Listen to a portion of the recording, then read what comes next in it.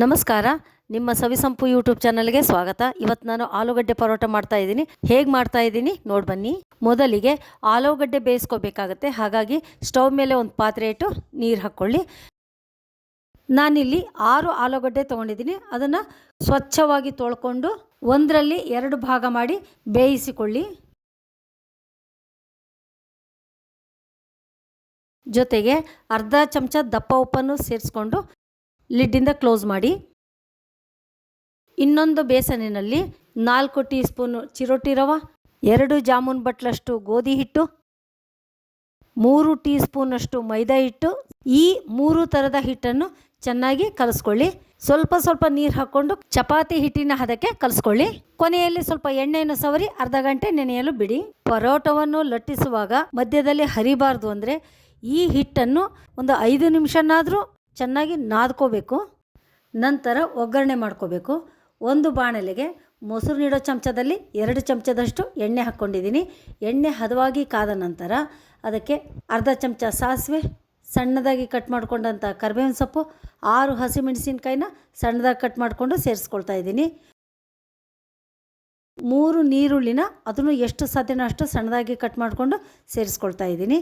Medium ಫ್ಲೇಮಲ್ಲೇ ಇರಲಿ, ಹಾಗೆ ಮಿಕ್ಸ್ ಮಾಡ್ಕೊಳ್ಳಿ. ನೋಡಿ, ಆಲೂಗಡ್ಡೆ ಬೇಯುವಾಗ ಅರ್ಧ ಚಮಚ ಕಲ್ಲುಪ್ಪು ಹಾಕ್ಕೊಂಡಿದ್ದೆ. ಹಾಗಾಗಿ ಈಗ ರುಚಿಗೆ ಎಷ್ಟು ಬೇಕೋ ಅಷ್ಟೇ ಉಪ್ಪು ಹಾಕ್ಕೊಂಡು 1/4 ಟೀ ಸ್ಪೂನು ಅರಿಶಿನ ಪುಡಿ, 3/4 ಟೀ ಸ್ಪೂನು ಚಾಟ್ ಮಸಾಲ ಹಾಕಿ ಪುನಃ ಮಿಕ್ಸ್ ಮಾಡಿ.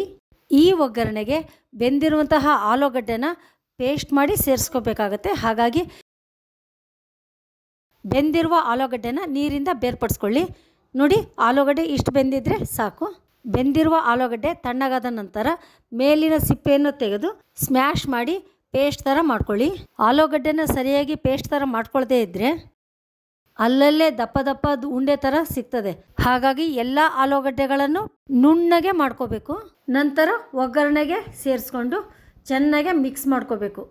ಈ ಪರೋಟವನ್ನು ಬೆಳಗ್ಗೆ ತಿಂಡಿಗಾದರೂ ಮಾಡ್ಕೋಬೋದು ಅಥವಾ ರಾತ್ರಿ ಊಟಕ್ಕಾದರೂ ಮಾಡ್ಕೋಬೋದು. ಮನೆಯವರೆಲ್ಲ ತುಂಬ ಇಷ್ಟಪಟ್ಟು ಊಟ ಮಾಡ್ತಾರೆ. 10 ನಿಮಿಷದ ನಂತರ ಕಲಸಿಟ್ಟಂತಹ ಹಿಟ್ಟನ್ನು ತಗೊಂಡು ಪುನಃ ಇನ್ನೊಂದು 2 ನಿಮಿಷನಾದರೂ ಚೆನ್ನಾಗಿ ನಾದ್ಕೋಬೇಕಾಗತ್ತೆ. ನಾದ್ಕೊಂಡು ಚಪಾತಿ ಹಿಟ್ಟಿನ ಹದಕ್ಕೆ ಬಿಲ್ಲೆಗಳನ್ನ ಮಾಡ್ಕೊಳ್ಳಿ. ನಂತರ ಒಂದು ಪ್ಲಾಸ್ಟಿಕ್ ಹಾಳೆ ಮೇಲೆ ಸ್ವಲ್ಪ ಎಣ್ಣೆ ಸವರ್ಕೊಂಡು ಲಟ್ಟಣಿಗೆಗೂ ಸ್ವಲ್ಪ ಎಣ್ಣೆ ಹಚ್ಕೊಳ್ಳಿ. ಪೂರಿಯಷ್ಟು ಆಗಲಿಕ್ಕೆ ಈ ಬಿಲ್ಲೆನ ಲಟ್ಟಿಸ್ಕೊಳ್ಳಿ. ನೋಡಿ, ಈ ಥರ ಲಟ್ಟಿಸ್ಕೊಳ್ಳುವಾಗ ಮಧ್ಯಭಾಗದಲ್ಲಿ ಸ್ವಲ್ಪ ದಪ್ಪ ಇರಬೇಕು, ಅಂಚಿನ ಭಾಗದಲ್ಲಿ ತೆಳ್ಳಗಿರಬೇಕು. ಯಾಕಂದರೆ ರೆಡಿ ಮಾಡಿಕೊಂಡಂಥ ಆಲೂ ಪಲ್ಯವನ್ನು ಮಧ್ಯದಲ್ಲಿಟ್ಟು ಕವರ್ ಮಾಡಬೇಕಾಗುತ್ತೆ. ನೋಡಿ, ಹೀಗೆ ಪೂರಿ ಸೈಜಿಗೆ ಲಟ್ಟಿಸ್ಕೊಂಡು ರೆಡಿ ಮಾಡ್ಕೊಂಡಂತಹ ಒಗ್ಗರಣೆಯನ್ನು ಒಳಗಿಟ್ಟು ಸಂಪೂರ್ಣವಾಗಿ ಕವರ್ ಮಾಡ್ಕೋಬೇಕಾಗುತ್ತೆ. ಒಗ್ಗರಣೆಯನ್ನು ದುಂಡುಗೆ ಮಾಡಿಕೊಂಡು ಹೀಗೆ ಮಧ್ಯಭಾಗದಲ್ಲಿ ಇಟ್ಕೊಂಡು ಲಟ್ಟಿಸುವಾಗ ಹೊರಗೆ ಬರದಂತೆ ನಿಧಾನವಾಗಿ ಲಟ್ಟಿಸ್ಕೋಬೇಕಾಗುತ್ತೆ. ಮೊದಲು ಪ್ಲಾಸ್ಟಿಕ್ ಹಾಳೆಗೆ ಎಣ್ಣೆ ಹಚ್ಕೊಂಡು ಹಗುರವಾಗಿ ಲಟ್ಟಣಿಗೆಯಿಂದ ಒಳಗೆ ತುಂಬಿದಂತಹ ಒಗ್ಗರಣೆ ಹೊರಗೆ ಬರದಂತೆ ನಿಧಾನವಾಗಿ ಲಟ್ಟಿಸಿ. ಆದಷ್ಟು ಮಧ್ಯಭಾಗದಲ್ಲಿ ತೆಳ್ಳಗಾಗದಂತೆ ಅಂಚಿನ ಭಾಗದಲ್ಲಿ ಹೆಚ್ಚಾಗಿ ಲಟ್ಟಿಸ್ಕೊಳ್ತಾ ಬನ್ನಿ.